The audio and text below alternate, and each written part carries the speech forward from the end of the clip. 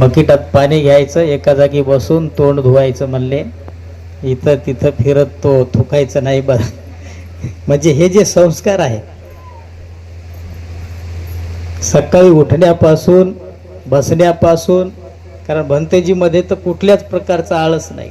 ते एक मुंबईला होते काल, आज सकाळी परत इकडं आलेत. अजून एक पत्रक मला इथं भेटले, 26 तारखेला परत भंतेजींचा मुंबईमध्ये फार मोठा कार्यक्रम उल्हासनगरमध्ये. आता ढगेजींनी आणून दिला पॉम्पलेट पत्रक.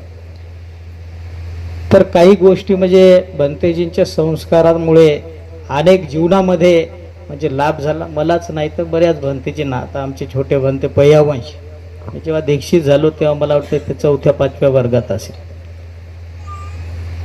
अनाथ आई वडील नाही, कुठला असा ठोस सहारा नाही की एखादा आधार ज्याला म्हणतात की कोणीतरी आपल्या पाठीशी आहे, असं गृहस्थी जीवनातलं कुणी त्यांच्या पाठीशी नव्हतं. पण एका अनाथ मुलांनाही आई वडिलांची कधीच आठवण होऊ दिली नाही.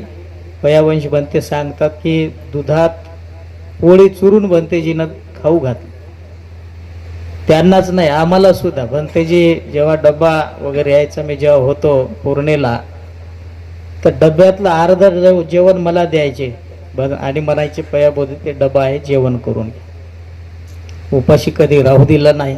मला वाटतंय महिलांना जेवढा उत्तम स्वयंपाक जमत नसेल त्याच्यापेक्षा जास्त उत्तम स्वयंपाक भंतेजींना जमतो. पोहे बनवतील, पोळ्या बनवतील, भाज्या बनवतील, शिरा बनवतील, उपमा बनवतील, स्वतः चहा करतील.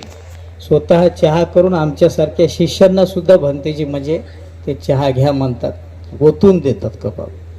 म्हणजे एवढं प्रेम, एवढी आपुलकी आणि एवढा महान जर गुरु आपल्या शिष्यांना पुत्रांपेक्षाही म्हणजे जास्त जीव लावणारा या महाराष्ट्रात देशात जर कोणता गुरु असेल, मला वाटतं ते आमचे गुरु पूज्य भगवंत डॉक्टर उपगुप्त महास्तगी.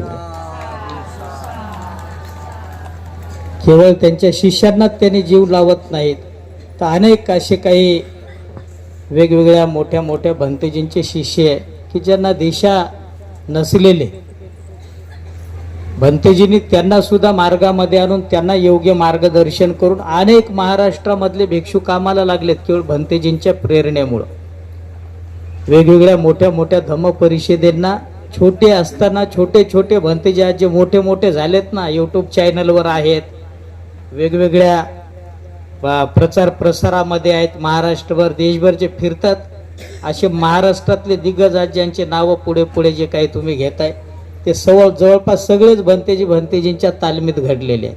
म्हणून एकही महाराष्ट्रातला भंतेजी भंतेजींचा अनादर करत नाही, सगळे रिस्पेक्टफुल भंतेजींच्या प्रती राहतात. एक संस्कार देण्याचं काम, एक मार्ग दाखवण्याचं काम भंतेजींनी केलेलं आहे. म्हणजे आनंद आहे की कारण गुरुचा आशीर्वाद आणि गुरूंचं जे मार्गदर्शन असतंय हे माणसाला अधोगतीकडे जाऊ देत नाही, त्याची सद्गतीच आणि प्रगतीच होत राहते. तसा आम्हाला विश्वास आहे भंतेजींच्या सोबत राहिल्यामुळं.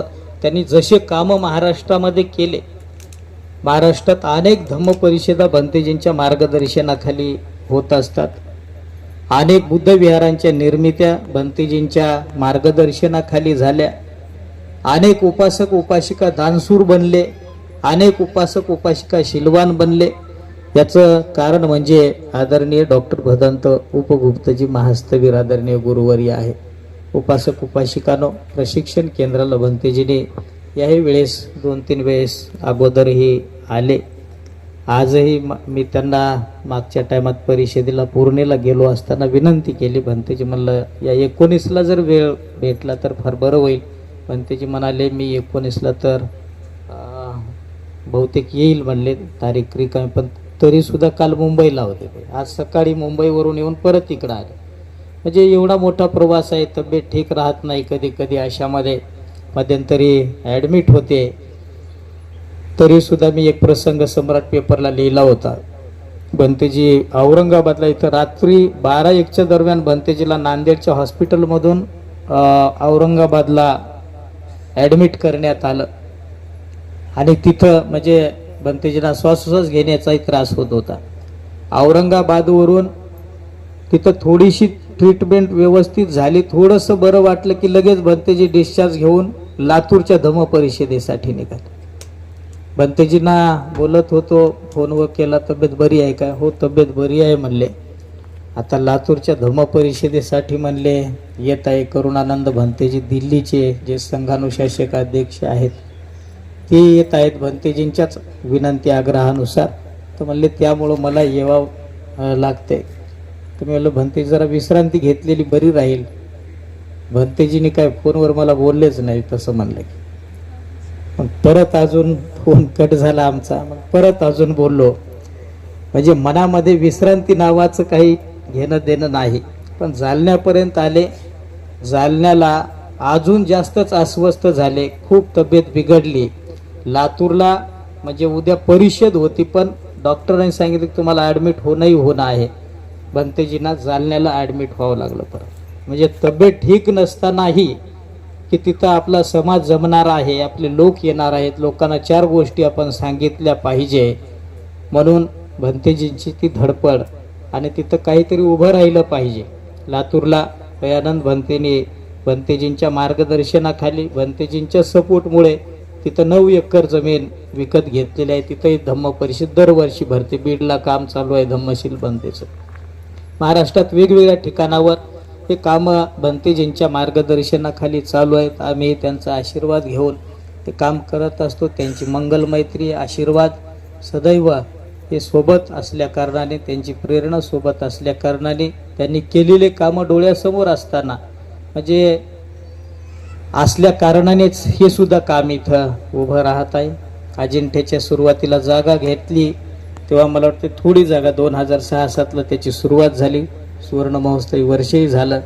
बीडलाही भंतेजी, परळीला भंतेजीच्या गाडीमध्येच मलाही घेऊन जात होते. मी पाहत होतो ती चित्र, म्हणजे सगळ्या गोष्टी पाहण्यात येत होत्या. त्याच्यामुळं प्रेरणा भेटत होती की काहीतरी केलं पाहिजे, काहीतरी झालं पाहिजे.